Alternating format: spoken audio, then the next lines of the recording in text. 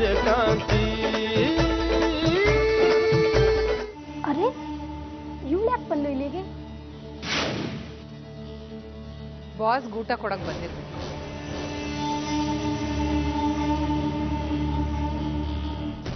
ಬಾಸ್ಗೆ ಊಟ ಕೊಟ್ಟಾಯ್ತು ಅಂತ ಅನ್ಸುತ್ತೆ.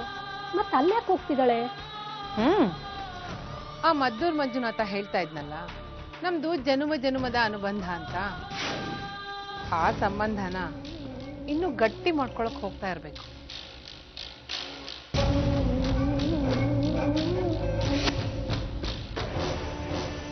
ನನ್ನ ಪುಣ್ಯ ನೋಡಿ, ಇವತ್ತು ನಿನ್ನ ಕೈಯಿಂದ ಊಟ ಮಾಡೋ ಭಾಗ್ಯ ಸಿಕ್ಕಿದೆ ನನಗೆ. ಇದೇ ಪುಣ್ಯ ಆ ದೇವ್ರ ದಿನ ನನಗೆ ಕೊಟ್ಟರೆ ಸಾಕು.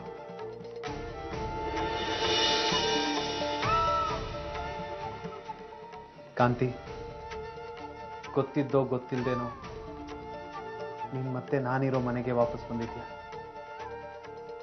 ನನಗಷ್ಟೇ ಸಾಕು. ಇನ್ಮೇಲಿಂದಾದರೂ ನೀನು ನನ್ನ ಕಣ್ಣೆದುರಿಗೆ ಇರ್ತೀಯ ಅಲ್ವಾ? ನಾಳೆ ಮಧ್ಯಾಹ್ನ 3 ಗಂಟೆಗೆ ನೀನು ನನ್ನವಳಾಗಿರ್ಬೇಕು. ಹೇಳು ಕಾಂತಿ, ಇನ್ಮುಂದೆ ನನ್ನ ಕಣ್ಮುಂದೆನೇ ಇರ್ತೀಯ ಅಲ್ವಾ? ಅದು ನಾಳೆ ಇಷ್ಟೊತ್ತು ತೀರ್ಮಾನ ಆಗಿರುತ್ತೆ. ನಾಳೆ ಇಷ್ಟೊತ್ಕ? ಏನ್ ಹಾಗಂದ್ರೆ? ನಾಳೆ 3 ಗಂಟೆಗೆ.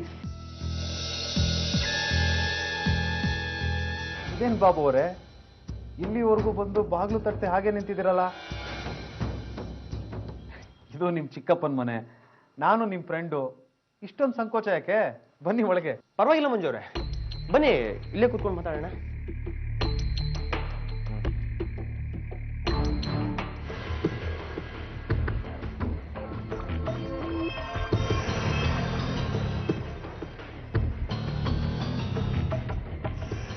ಅರೆ, ಏನ್ ನೋಡ್ತಿದ್ದೀರಾ ಬಾಬು ಅವರೇ? ಇಷ್ಟು ದೊಡ್ಡ ಮನೆನ ನಿಮ್ ಚಿಕ್ಕಪ್ಪನೇ ನಮಗೆ ಕೊಟ್ಟಿರೋದು. ಆದ್ರೆ ಇಲ್ಲಿ ನೋಡಿದ್ರೆ ನಾವಿಬ್ಬರೇ ಇದೀವಲ್ಲ ಅಂತನಾ? ಅಯ್ಯೋ, ಹಾಗೆ ಕೇಳಿ ನಾನು. ನಿಮ್ಮಿಬ್ಬರದು ಒಳ್ಳೆ ಜೋಡಿ, ಗಂಡ ಹೆಂಡ್ತೀರಂದ್ರೆ ಹೀಗಿರ್ಬೇಕು. ದಾಂಪತ್ಯದಲ್ಲಿ ನಿಯತ್ ಇಟ್ಕೊಂಡು ಬದುಕಿರಲ್ಲ, ಅದಕ್ಕೆ ನೀವು ಅಂದ್ರೆ ನನಗೆ ತುಂಬಾ ಇಷ್ಟ. ಸರಿ ಮಂಜು, ಹಾಗೆ ನಿಮ್ಮನ್ನು ನೋಡ್ಕೊಂಡು ಹೋಗೋಣ ಅಂತ ಬಂದೆ. ನಾನು ಸ್ವಲ್ಪ ಕೆಲಸ ಇದೆ, ನಾನು ಹೊರಡ್ತೀನಿ, ಬರ್ತೀನಿ. ಐಶ್ವರ್ಯ, ಹೇಗಿದೀಯ ಇವಾಗ? ಜ್ವರ ಬಿಟ್ಟಿದೆ ಅಂಕಲ್, ಆದ್ರೆ ಸ್ವಲ್ಪ ಸುಸ್ತಿದೆ.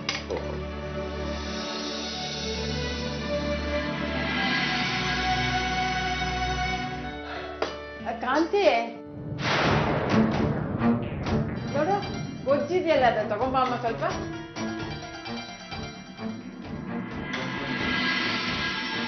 ಏನಂದ್ರಿ ಅಮ್ಮ? ಕಾಂತಿನ ನಿಂಗೆ ಗೊತ್ತಿರ್ಬೇಕಲ್ವಾ, ನೋಡಿದ್ಯಲ್ಲ.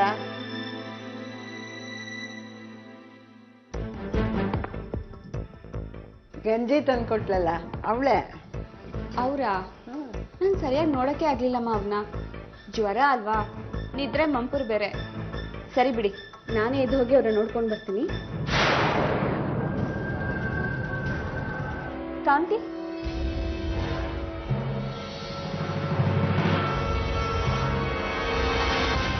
ಬೆಳಗ್ಗೆ ಗಂಜಿ ತಂದ್ಕೊಟ್ಟಿದ್ ನೀವಾ? ಹೌದು ಅಮ್ಮ. ನಿಮ್ಮನ್ನ ನೋಡೋಣ ಅಂತಾನೆ ಬಂದೆ.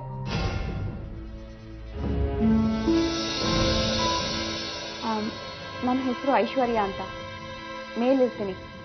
ನಿಮ್ಗೇನಾದ್ರೂ ನನ್ನ ಕರಿಬೇಕನ್ಸಿದ್ರೆ ನಿಮ್ಮ ಕಾಲ್ನ ಇಸ್ಕೊಂಡು ಮೇಲ್ಗಡೆ ಬರೋದೇನು ಬೇಡ, ಜೋರಾಗಿ ನನ್ನ ಹೆಸರು ಕರೀರಿ ಸಾಕು, ಆಯ್ತಾ? ಸರಿ ಅಮ್ಮ.